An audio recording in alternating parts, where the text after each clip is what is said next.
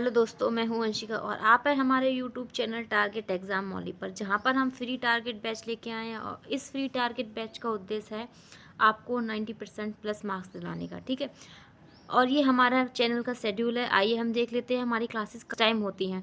इससे पहले आप हमारे चैनल को शेयर कर दीजिए और सब्सक्राइब कर लीजिए, अपने बेल आइकन को प्रेस कर लीजिए ताकि आपको हमारा नोटिफिकेशन टाइम टू टाइम मिल सके। ठीक है, चलिए देखते हैं। यहाँ पर सुबह हमारी 10 बजे क्लास होती है, ये हमारी साइंस की क्लास होती है। और सुबह 11 बजे होती है, ये इंग्लिश की क्लास होती है। इसके बाद शाम को 4 बजे हमारी क्लास होती है वर्तमान भारतीय समाज और प्रारंभिक शिक्षा, ये यूडीओ 2 की क्लास होती है। ठीक है, और इसके बाद होती है क्लास हमारी 5 बजे होती है प्रारंभिक शिक्षा के नवीन प्रयास। क्या है? प्रारंभिक शिक्षा के नवीन प्रयास। ये है ईडीओ 2 की क्लास है, ये मेरी क्लास है, मैं आपको इस क्लास में पढ़ा रही हूँ। इसमें आना ना भूलिए। और शाम को 6 बजे होती है हिंदी की क्लास होती है। इसके बाद हमारी 9 बजे क्लास होती है, 9 बजे हमारी मैथ की क्लास हो रही है। ये इसमें कंप्लीट मैथ बेसिक से कराया जा रहा है। ठीक है, यहाँ पर ये हमारा टाइम टेबल है, शेड्यूल है, जो हमारी क्लासेस चल रही हैं, इसे आप अच्छे से नोट डाउन कर लीजिए ताकि आपको टाइम टू टाइम हमारी क्लास ले सके। ठीक है, आइए हम अपनी क्लास स्टार्ट करते हैं। यहाँ पर मैं आपको डीएलएड सेकंड सेमेस्टर के सेकंड प्रश्न पत्र की तैयारी प्रिपरेशन करा रही हूँ। इसमें मैं आपको ईडीओ 2 पढ़ा रही हूँ। इसको क्या कहते हैं? ईडीओ 2। आइए इसके प्रश्न पत्र का नाम देख लेते क्या है। इसके प्रश्न पत्र का नाम है प्रारंभिक शिक्षा के नवीन प्रयास। क्या है? प्रारंभिक शिक्षा के नवीन प्रयास। इसमें मैं आपको यूनिट 3 करा रही हूँ। यूनिट फर्स्ट और सेकंड जो हैं कंप्लीट करा चुकी हूँ। आप मेरे प्ले लिस्ट में जाके देख सकते हैं डिस्क्रिप्शन बॉक्स में। अब मैं आपको यूनिट 3 करा रही हूँ। यूनिट 3 में मैं आपको आज टॉपिक लेके आई हूँ। पहले हम इस यूनिट 3 का नाम देख लेते हैं। इस यूनिट 3 का नाम क्या है? ठीक है, इस यूनिट 3 का नाम है प्रारंभिक शिक्षा के विकास हेतु संचालित कार्यक्रम एवं परियोजनाएं उत्तर प्रदेश के संदर्भ में। ठीक है, यहाँ पर मैं इस यूनिट 3 का टॉपिक 9 लेके आई हूँ। इस 9 टॉपिक का नाम है NPEGEL national programme of education for girls and elementary level. ठीक है, national programme of education for girls and elementary level. ठीक है, यहाँ पर ये आपको बहुत इंपॉर्टेंट क्वेश्चन है। आइए देखते हैं इसके बारे में क्या दिया है हमारी शिक्षा नीति में। मानव संसाधन विकास मंत्रालय द्वारा कराए गए सर्वेक्षणों के आधार पर यह तथ्य सामने आया कि विभिन्न प्रयासों के बाद क्या है? प्रयासों के बाद भी बालिकाओं कि विद्यालय की दूरी कम नहीं हुई। मतलब इसके बाद इसमें क्या कहा गया है कि जो बहुत सारे प्रयास किए गए थे, बहुत सारी जो फ्री एजुकेशन चलाई गई थी, जितने भी जो भी कार्यक्रम आए थे, उसके बाद भी जो क्या था, महिलाओं का जो है विद्यालय से दूरी जो कम नहीं होती, कि वो ज़्यादा से ज़्यादा संख्या में जो है विद्यालय नहीं आ रही थी। तो ये कहा गया, यदि नामांकन करा भी दिया गया तो यह जानना आवश्यक है कि उपस्थिति अनियमित रही या वे बीच में ही ड्रॉप आउट हो गईं। इसलिए सर्व शिक्षा अभियान के अंतर्गत अलग से अपवंचित एवं साधन विहीन बालिकाओं की शिक्षा संबंधित विशेष योजना बालिकाओं के लिए एक राष्ट्रीय कार्यक्रम NPEGEL के नाम से चलाया गया। ठीक है, इसमें बालिकाओं की शिक्षा संबंधित विशेष आवश्यकताओं के लिए अतिरिक्त सुविधाएं उपलब्ध कराने हेतु न्याय पंचायत योजना बनाकर, क्या न्याय पंचायत स्तर पर क्या है, एक योजना बनाई गई। इसमें उनकी उपस्थिति, ठहराव और प्राथमिक शिक्षा की जो पूर्णता सुनिश्चित कराई जाती है। इस कार्यक्रम के अंतर्गत क्या है, बालिका शिक्षा व्यवस्था को सुदृढ़ कराने का प्रयास किया गया था। ठीक है, यहाँ पर ये प्रोग्राम जो चलाया गया था, ये हमारा NPEGEL, ये हमारी बालिका, जो हमारी लड़कियां हैं, गर्ल्स हैं, उनको आगे बढ़ाने के लिए शिक्षा में इसीलिए चलाया गया था। आइए हम देखते हैं इसकी आवश्यकता क्यों पड़ी है। ठीक है, कि इसकी आवश्यकता क्यों पड़ी। तो क्या है, समुदाय को बालिकाओं की शिक्षा के प्रति क्या है, समुदाय को बालिका की शिक्षा के प्रति क्या है, संवेदनशील और जागरूक बनाने के लिए। ठीक है, इसकी आवश्यकता पड़ी है। प्राथमिक एवं उच्च प्राथमिक विद्यालयों के शिक्षकों को बालिका शिक्षा के उन्नयन और संवेदनीकरण हेतु प्रशिक्षण प्रदान करना। मतलब कि जो शिक्षक है, उन्हें भी उनके लिए प्रशिक्षण प्रदान किया गया था कि कैसे वो बालिका शिक्षा को आगे बढ़ाएंगे। आगे क्या, नामांकन एवं ठहराव में वृद्धि की गई। 3 से 6 वर्ष के जो बच्चे हैं, उनके लिए क्या है, चाइल्ड केयर सेंटर विद्यालय की स्थापना की गई थी। ठीक, अब हम आगे देखते हैं कि इसका NPEGEL का क्या है, उद्देश्य क्या है। ठीक, यहाँ पर इसमें पहला इसका उद्देश्य है शिक्षा में लैंगिक अंतराल को कम और दूर करना। मतलब कि जो रूढ़िवादी चली आ रही है पहले से हमारी शिक्षा में, उसको क्या है कम करना इसका उद्देश्य था, कि ताकि लड़कियां भी आगे बढ़ें और उनके लिए पढ़ने के अवसर मिलें। नेक्स्ट इसमें सेकंड क्या है, इसमें सेकंड है समस्त जनपदों को निम्न महिला साक्षरता दर वाली विकास खंड न्याय पंचायत पर क्या है एक विद्यालय को मॉडल क्लस्टर स्कूल के रूप में विकसित किया।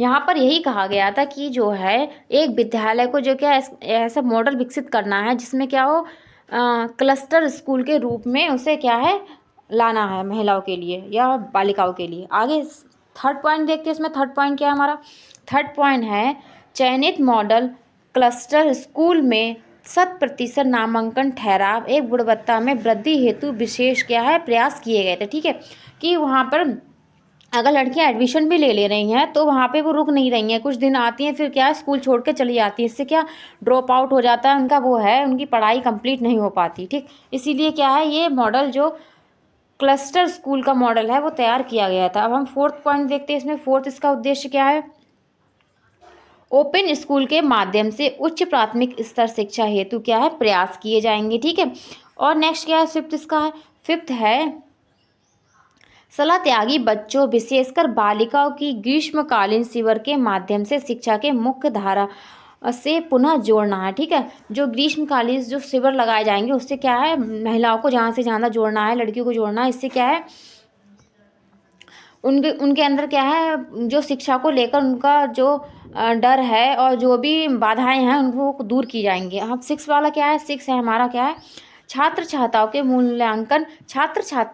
मूल्यांकन के पश्चात जो उन्हें चिन्हित कर गणित अंग्रेजी विज्ञान आदि विषयों के लिए क्या किया जाता है रेमिडियल कैंप जो है संचालित किए जाएंगे। ठीक है, उन्हें क्या रेमिडियल टीचिंग जो है रेमिडियल कैंप जो है शुरू किए जाएंगे। इससे क्या होगा उनकी जो गणित अंग्रेजी और विज्ञान जो सब्जेक्ट होते हैं जिन्हें वो बहुत टफ समझती हैं लड़कियां, इसमें क्या है वो निपुण हो जाएंगी।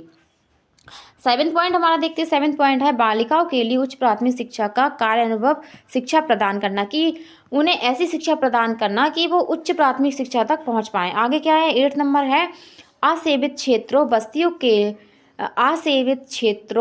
बस्तियों की शिक्षा से वंचित बालिकाओं को क्या है ब्रिज कैंप संचालित कर शिक्षित करना है। ठीक है, यहाँ पर ब्रिज कैंप जो हैं जो ग्रामीण में रहते हैं जो ऐसी बस्तियों में रहते हैं जहाँ पर महिलाओं के लिए अच्छी सुविधा वगैरह उपलब्ध नहीं है और जहाँ पर शिक्षा का कोई भी प्रचार प्रसार नहीं है, वहाँ पर क्या है इसको क्या है आगे बढ़ाना इसका उद्देश्य था। ठीक है, आगे देखते हैं इसके क्षेत्र के बारे में, देखते हैं इसका क्षेत्र क्या है, NPEGEL का क्षेत्र क्या है। इसमें क्या है महिला साक्षरता के राष्ट्रीय औसत को कम तथा लिंग अनुपात की राष्ट्रीय औसत से अधिक और शैक्षिक दृष्टि से पिछड़े विकास का क्या है विकास खंड है। ठीक है, अगला क्या है इसमें, अगला है कम से कम 5% क्या है अनुसूचित जाति के हों अनुसूचित जनजाति की जनसंख्या वाले जो हैं तथा अनुसूचित जाति अनुसूचित जनजाति की महिला जो हैं 10% क्या है कम साक्षरता दर वाले विकास खंड को जो है यहाँ पर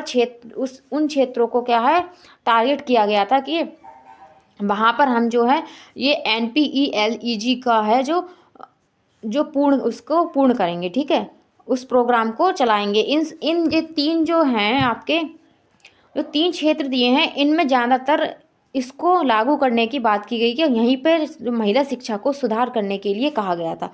अब यहाँ पर हम अपना अलग देखते हैं कि चयनित शहरी मालिन बस्तियाँ, और शहर में कुछ ऐसी बस्तियाँ भी हैं जो मालिन बस्तियाँ कहलाई जाती हैं जहाँ पे महिलाएं को शिक्षा के लिए जागरूकता नहीं है और वहाँ पे इस NPELEL को क्या है लाने की बात की गई है। आगे देखते हैं आगे क्या है, अब इसके हम क्या घटक देख लेते हैं। NPEGEL के क्या हैं घटक क्या क्या है उनके बारे में जान लेते हैं। इसमें पहला क्या है प्रत्येक न्याय पंचायत में आदर्श क्लस्टर विद्यालय हो, कि मतलब जो न्याय पंचायत है उनमें क्या क्लस्टर विद्यालय हो। अगला क्या है, अनुसूचित जाति, अनुसूचित जनजाति, अन्य पिछड़े वर्ग तथा अल्पसंख्यक की बालिकाओं के अधिक घनत्व के क्षेत्रों में क्या है, अवस्थित स्कूल हों। मतलब कि जहाँ पर ज़्यादा लड़कियों की वो है, जनसंख्या ज़्यादा है यहाँ लड़कियों की जिस क्षेत्र में, ठीक है, उसमें क्या है, वहाँ पर विद्यालय की व्यवस्था की जाएगी। आगे क्या है, सभी सुविधाओं के उपयोग हेतु क्लस्टर में सभी विद्यालय तक पहुँचे। ठीक है, आगे क्या है, आगे है बस 2007-2008 तक क्या है, 7,245 विद्यालयों को आदर्श क्लस्टर विद्यालय के रूप में सुदृढ़ीकरण किया जाए, क्योंकि इतने विद्यालय 2007 से उस टाइम 8 तक क्या था, इतने विद्यालय की बात की गई थी कि क्लस्टर विद्यालय के रूप में उनको बदल दिया जाए। आगे क्या है, NPEGEL योजना के अंतर्गत चयन मॉडल क्लस्टर विद्यालय को इस प्रकार से विकसित किया जाना आवश्यक है कि वे बालिका शिक्षा के लिए आदर्श विद्यालय हों। ठीक है, और क्या है, इन मॉडल क्लस्टर विद्यालयों में आधारभूत सुविधा क्या है, उपलब्ध कराई जाए। ठीक है, इसमें पहला देख लेते हैं क्या इसमें सुविधा दी गई है, क्या सुविधा करानी चाहिए। इसमें पहली थी लकड़ी की चौकी की व्यवस्था। ठीक है, क्या है, लकड़ी की चौकी की व्यवस्था की जानी थी। 1 से 5 तक की बालिकाओं में लिखने की प्रक्रिया सुगम बनाने के लिए क्या है, 2005 से 6 तक क्या है, 8,392 मॉडल क्लस्टर के है क्या है, प्राथमिक विद्यालयों की बालिकाओं के लिए क्या लकड़ी की चौकी उपलब्ध कराई गई। ठीक, नेक्स्ट इसमें क्या है, दूसरा नंबर क्या था, इसमें दूसरा था पुस्तकालयों की स्थापना की गई। क्या है, ज़्यादा से ज़्यादा पुस्तकालयों की स्थापना की गई। इससे क्या हुआ, बालिकाओं में पढ़ने की कुशलता जो है विकसित करने हेतु national book stand of India के सहयोग से क्या है, क्लस्टर विद्यालयों में पुस्तकालय स्थापित किए गए। ठीक है, इससे क्या होता है, क्योंकि जो बालिकाएं हैं वो पुस्तकों के लिए इधर उधर उन्हें जाना नहीं पड़ता है, और उन्हें विद्यालय में ही क्या है, पुस्तकालय होता है, जिससे वो अपने जो ज़रूरत की किताबें होती है वो निकाल के अपना पढ़ सकती हैं, या कुछ भी उनसे सहयोग लिख सकती हैं। ठीक है, आगे हम अपना गा नंबर चलते हैं। हमारा गा नंबर है कि साइकिलों और झूलों की उपलब्धता। क्या है, साइकिलों और झूलों की उपलब्धता। इसमें क्या दिया है, इसमें दिया है बालिकाओं को गत्यात्मक कौशल और आत्मविश्वास को विकसित करने हेतु प्रथम चरण में प्रत्येक ब्लॉक स्तरीय क्लस्टर विद्यालय में कितनी 10 साइकिलें क्लस्टर विद्यालय साइकिलें उपलब्ध करानी जाएं। ठीक है, इससे क्या होगा, विद्यालय की प्रत्येक बालिकाओं में साइकिलिंग कौशल का क्या होगा, विकास होगा। ठीक है, और इसमें नेक्स्ट दिया है इसमें विद्यालय में स्थायी वातावरण के लिए प्रत्येक क्लस्टर विद्यालय में झूलों के 4 सेट स्थापित किए जाएं। ठीक है, क्योंकि उन लड़कियों के लिए झूलों की व्यवस्था की जाए, जिससे वो आकर्षित होकर क्या है, विद्यालय के लिए आएंगी, और क्या है, उनकी जो नामांकन की संख्या है उसमें क्या होगी, वृद्धि होगी। ठीक है, अगला यहाँ पर हमारा क्या है, अगला यूनिफॉर्म। क्या है, लड़कियों को क्या है, निःशुल्क यूनिफॉर्म की व्यवस्था की गई। यहाँ में क्या है, चयन 680 विकासखंड तथा शहरी मालिन बस्तियों में स्थापित प्राथमिक विद्यालयों की बालिकाओं के प्रतिवर्ष क्या है, यूनिफॉर्म निःशुल्क वितरण कराया जाता है। तो इसमें कमी, जिससे क्या है, बस्ती की कमी बालिका के विद्यालय में ठहराव में बंधक ना बने। ठीक है, इससे क्या हुआ, अगर हम फ्री यूनिफॉर्म की व्यवस्था चलाएगी, इससे क्या हुआ, इससे बालिकाओं में जो है विद्यालय में ठहराव आया, उससे उनमें एक जो ये कमी थी ये भी दूर हो गई। ठीक, अगला देखते हैं क्या, निःशुल्क बैंक वितरण। ठीक है, निःशुल्क बैंक वितरण पूर्व माध्यमिक स्तर की बालिकाओं को अतिरिक्त प्रोत्साहन के रूप में गत 2 वर्ष में स्कूल बैग कराए जाते हैं। ठीक है, निःशुल्क जो है बैग उपलब्ध कराए जाते हैं। आगे हम देख लेते हैं, आगे क्या है, नेक्स्ट हमारा 6 नंबर है बहुउद्देशीय कक्षों का निर्माण। ठीक है, ज़्यादा से ज़्यादा क्या है, कक्षों का निर्माण किया गया। विद्यालय में संरचनात्मक विकास, आवासीय सुविधा, बालिका शौचालय, जल की उपलब्धता और विद्युतीकरण, किचन सुविधा आदि के विकास के लिए क्या है, ग्राम शिक्षा समिति के माध्यम से क्या है, कक्षा में इसका क्या है, निर्माण किया गया। ठीक है, हमारे क्या है, एक अच्छा आवासीय सुविधा दी गई बालिका को लिए, शौचालय और जो पानी वानी की व्यवस्था है और बिजली है, एक किचन की भी व्यवस्था। ठीक है, उन सब की व्यवस्था रखी गई। आगे क्या देखते हैं, उपचारात्मक शिक्षा व्यवस्था, मतलब कि अगर उनको कोई दिक्कत आ रही है तो उसके लिए क्या है, उपचारात्मक शिक्षा व्यवस्था की भी व्यवस्था की गई थी। इसमें क्या है, विद्यालयों के विशेष अध्यापकों की कमी एवं लैंगिक भेदभाव के कारण क्या प्रायः बालिकाओं के क्या है, गणित, विज्ञान, अंग्रेजी विषय में कम उपलब्धि स्तर पर देखते हुए क्या है, उपचारात्मक शिक्षा सुविधा विद्यालय में उपलब्ध कराई गई थी। इसमें क्या था, मानक से कम उपलब्धि स्तर वाली बालिकाओं को क्या है, उपलब्धि स्तर में वृद्धि हुई। मतलब कि जो लड़कियां थीं जो गणित और विज्ञान और अंग्रेजी में जो कमज़ोर रहती थी, उसके लिए क्या उपचारात्मक शिक्षा सुधार लाया गया, जिससे क्या है, बच्चों में क्या है, बालिकाओं में इसमें क्या है, इसकी वृद्धि हो गई। ठीक है, यहाँ पर अगला हमारा क्या है, अगला हमारा है कि विद्यालय अध्यापक पुरस्कार। क्या है, विद्यालय अध्यापक पुरस्कार। इसमें क्या करना है हमें, इसमें क्या है, देखते हैं, पढ़ती हैं। वर्ष 2008 और 9 के प्रति वर्ष तथा 9-10 के प्रस्ताव के अनुसार क्या है, जनपदों में प्रत्येक क्लस्टर विद्यालय सर्वोत्तम विद्यालय को दिए जाने वाले मार्गों के अंतर्गत चिन्हीकरण कर पुरस्कृत किया जाता है। यहाँ पर क्या है, जो अच्छे विद्यालय हैं, जिन्होंने विद्यालय में महिला शिक्षा के लिए जो है अच्छे अच्छे कार्य किए हैं, वहाँ से उनकी महिलाओं की जो नामांकन में उपस्थिति थी उसमें वृद्धि हुई है, इसके लिए क्या, उन क्लस्टर विद्यालयों को पुरस्कृत किया गया है। ठीक है, उन्हें पुरस्कार दिया गया। इससे क्या हुआ है, वहाँ के जो बच्चे हैं, बालिकाएं हैं, उनका प्रोत्साहन बढ़ा है और वहाँ पर जो पढ़ाने वाले टीचर्स हैं उनका भी प्रोत्साहन बढ़ा है। ठीक है, यहाँ पर ये क्वेश्चन हमारा कंप्लीट होता है। आइए चलिए आगे, चलिए अब अपना नेक्स्ट देखते हैं। नेक्स्ट हमारा क्या है, इसके बाद है, इसके बाद हमारा नेक्स्ट टॉपिक 10 है। क्या है, टॉपिक नंबर 10 है। इसमें क्या हम बताएंगे आपको, आज हम आपको बताएंगे स्कूल चलो अभियान के बारे में। ठीक है, इससे पहले आप हमारे चैनल को सब्सक्राइब कर लीजिए, अपने बेल आइकन को प्रेस कर लीजिए और इस हमारे फ्री टारगेट बैच को ज़्यादा से ज़्यादा लोगों को शेयर कर दीजिए। ठीक है, जिससे और लोग भी इस 90% प्लस मार्क्स अपने ला सकें और डीएलएड में अच्छा स्कोर पा सकें। ठीक है, चलिए हम स्कूल चलो अभियान के बारे में जानते हैं कि स्कूल चलो अभियान क्या था।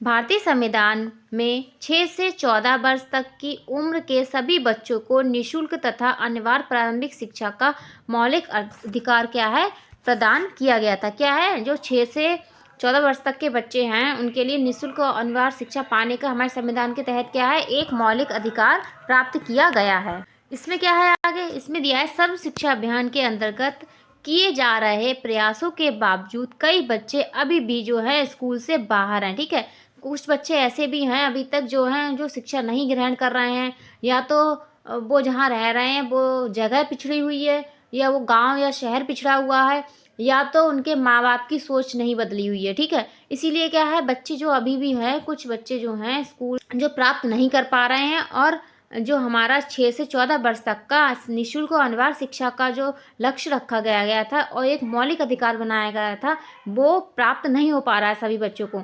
सभी बच्चे मौलिक शिक्षा अपनी प्राप्त नहीं कर पा रहे हैं। ठीक है, इसके लिए क्या किया गया था, सरकार ने क्या है, 1 जुलाई से 31 जुलाई 2006 तक स्कूल चलो अभियान चलाने का क्या किया, निश्चय किया था। आपको ये बहुत इंपॉर्टेंट है, आपको पूछा जा सकता है कि स्कूल चलो अभियान कब से सरकार ने कब तक चलाने की मुहिम की थी, या क्या है अभियान चलाया गया था। तो 1 जुलाई से 31 जुलाई और सन भी याद रखनी है, 2006 को। ठीक है, अब हम आगे पढ़ते हैं, आगे क्या दिया इसके बारे में आगे दिया है, इस अभियान के अंतर्गत क्या है, स्कूल ना जाने वाले प्रत्येक बालक बालिका का नामांकन विद्यालय में कराया जाएगा। ठीक है, और नामांकन हेतु ऐसे चिन्हित क्षेत्रों में नामांकन हेतु विशेष प्रयास करने हैं जहां विद्यालय से बाहर बच्चों की संख्या अधिक है।